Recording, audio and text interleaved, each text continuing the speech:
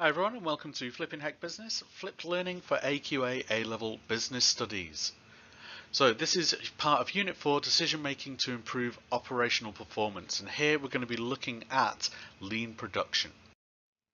So the contents are lean production, so types of waste in business, what lean production requires, then we're going to be looking at time-based, simultaneous, cell production and just-in-time. Now, lean production links very closely with several other areas. So again, if you're doing any of your bigger questions, so your 16 mark to 25 mark questions, then in your analysis, in your chains of analysis, you want to be able to link it to other areas of the curriculum. So in this case, lean production links to things like supply chains, which we're going to look at in another video. We've got profitability, which we've looked at already, working capital, so like whether it's intensive, etc., productivity and efficiency, inventory control, and organizational structure as well. So what is lean production? Lean production basically is a title that's given to several methods of making you more efficient. So an efficient form of production that keeps waste of time and resources to a minimum. Lean production is all about actually getting rid of waste in business, right? So inefficient production methods increase costs. So lean production can save a lot of money. Right? So think about it. If you are inefficient, if you are not producing everything that you could be producing, if you are wasting materials, if you're wasting time, if you're wasting money, right, then it is going to be a big cost to your business. And so businesses need to be much more streamlined and they need to be much more efficient.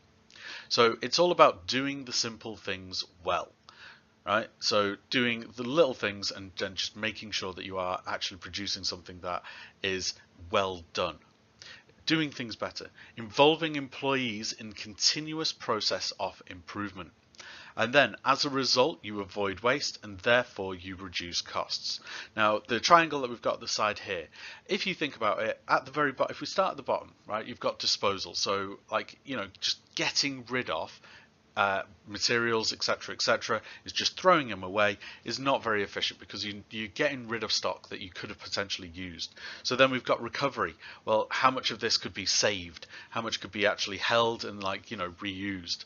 Then you've got recycling. So actually taking the what you've got, so say paper, etc., sending it off, having it recycled, getting it back again, which is you using it over and over again. But of course, all those processes in between could be very expensive. Then there's reuse, so I mean flipping over the paper or anything like that. Well, how much of the products could you actually just flat out use again and again and again? So think about like getting your ink refilled. I mean, it's just a small example. And then the best one, the thing that you should be aiming for as a business, is avoidance and minimization.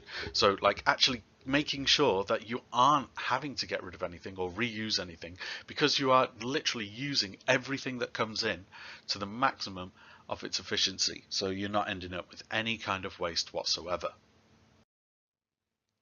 So there are several wastes that we look at in business. So we've got production waste, so creation of surplus goods. So if you think about it, if you create like extra goods, then you're going to have to store it.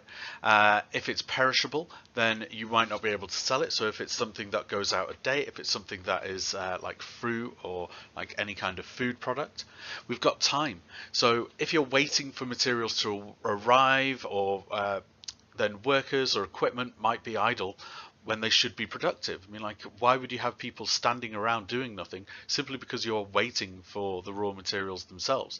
People should be doing something and it should be aiming towards the goals of the business. Then you've got stock. If you are overstocking from overproduction, then you've got wasted space as well as resources or material. Like you've made too many. Some may be needed as a buffer that I can appreciate, in case of like any kind of rush orders, but it should still be very, very efficient. You shouldn't have too much stock waiting around, just collecting dust. Then you've got motion. So when we talk about motion, we mean things like workers and transport. So workers should not just be standing around doing nothing, waiting for whatever it is to happen, or they should not be like working slowly. If you look at companies such as like Amazon, where they use like a lot of robots to actually like like move the stock around, they use the robots to move the stock around, and it means that everybody is just stood in one spot or in their area, and then the robots bring the items to them, and then they can be packed up and then shipped off. Like, so that is a real sort of, it saves so much waste in motion, because otherwise you would have hundreds of pickers going along rows and rows and rows of goods, finding the row that they want, picking it off, putting it in a basket, coming all the way back to their area, and then having to like send anything off. Well, again, that is very inefficient. So why have that when you've got a robot that will bring the item to you? Right. So anything that's not adding value. So like think about moving goods, moving people, or moving resources needs to be looked at for motion. Then you've got talent. So wasted use of workers' skills or development. So if you've got people who are actually highly skilled, but they're working in like just low skilled like labor jobs, if you've got very effective managers or trainers who are not doing the work that they need to do, or like you've got them at a lower level than maybe they should, then you need to have a look and go, right, well, could we get these more productive people into an area that is going to add value to the business? And then the final one is faulty goods. So these are anything that is broken or do not reach standards of set by the company, then they will be returned. If they're returned, they need to be replaced. So if the quality is like very, very poor, then you might have a lot of returns, which again is just wasted product. Can you actually then just upgrade the other one? Are you going to have to try and sell it on for a cheaper price? Right. So again, you need to think about adding more and more value. So if you want to actually use effective lean production, then you need to make sure that you've got a good relation with your suppliers. So you need to make sure that you are going to get your goods, your raw materials, your like products quickly and efficiently. You've got to be committed to it. So you've got to have committed, skilled and motivated employees. People need to be on board with this, otherwise they'll fight against you, and that reduces the productivity overall. You need a culture of quality assurance. So think about continuous improvement, a willingness to embrace that change. Not everybody will be up for that. And then you need to have trust between management and employees. If employees think, well, I'm doing all of this and they're just going to get rid of me anyway because they're bringing in more machinery, then again, they're not going to work as effectively for you. So our first one that we are looking at, our first area of lean production is time-based management. So this is a general approach that recognizes the importance of time and seeks to reduce the level of wasted time in the production process of a business. So in other words, it's looking at and going, right, okay, so where are we just wasting time? I mean, like, have we got the right tasks? Have we got the right to-do lists? Have we got the right people working in the right places?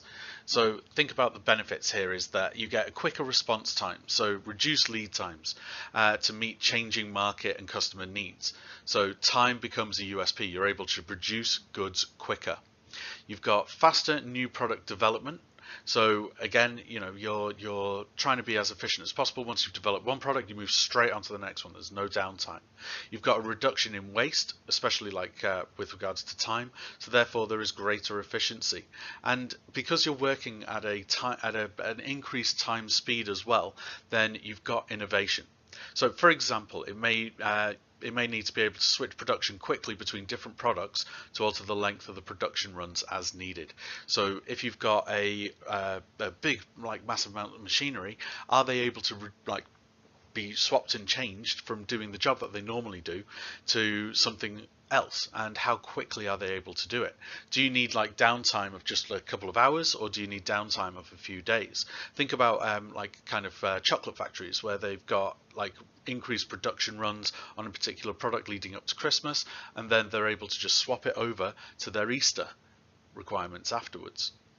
So requirements for time-based management are things like flexible production methods. So you need to be able to change products and be able to change them quickly in order to meet like any kind of needs or any kind of market change. And you need to be you can change your production volumes and runs to meet your demand. Right? So are you able to up it or down it where and when you need to? And then you've got trained employees, so multi-skilled staff so that they can move from one area to another without actually needing to be retrained, not standing around idle. And then trust between the workers and managers, again, is very important, because if they think that they're like working in one area and they're never going to be put back there again, they need to kind of be reliant on the manager to understand that they will want to go and work in another area so that they can be more productive. And then the problem is that you can place time over quality. So you're trying to get everything out as fast as you can. Are the quality checks still there? Okay, so the next one is simultaneous engineering. So this approach to project management that helps firms to develop and launch new products more quickly. So all parts of the project are planned together. Everything is considered simultaneously, so together in parallel rather than separately in series. So you can see at the top here, you get your requirements, then you get your design, then after you've designed it, you implement it, then after you've implemented it, you've verified it, and then after that, you've got your maintenance.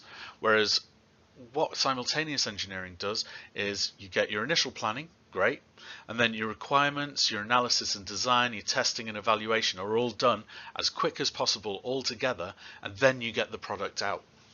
Right? So it actually makes it much more efficient. Instead of going step by step by step, you've got maybe several groups working on the different parts that are then implemented. So new product is brought to the market much more quickly. Right? So it means that there's a lot shorter a lead up time. Businesses might be able to charge a premium price that will give better profit margin and help to recoup research and development costs. So again, if you're able to produce something very, very quickly, if you look at companies like Huawei, who are now producing foldable phones, well, we sort of heard on the grapevine that maybe some of this was occurring. Well, because they're coming through and they're actually instead of just going, right, okay, well, we've just released the phone, so now we'll start designing the next one. They're already designing the phones for the future. Apple, Samsung, Huawei are all designing phones for 2 years in advance. And yet they've still got another phone to come out every single year before then. So what can they do? They can actually end up charging more and more because they're bringing out something innovative, something that no one else has got. They may all be coming up with some similar ideas, but that's only because they're copying each other in the market. But they are trying to come up with their new ideas that are only going to affect them. Excuse me. So there's a greater sense of involvement across business functions. So it improves staff's commitment to the project. Everybody's working on this one thing and you're working on it together. There aren't people who are working on something else further away and then they just send you the work and you get it done. Everybody's in this, right? So you've got loads of motivation there. And then it can be a very good source of competitive advantage, first mover advantage for the firm. So if you can get a reliable new product into the market and build brand loyalty before your competitors can, then you are going to have the higher market share and you're going to be top of the game.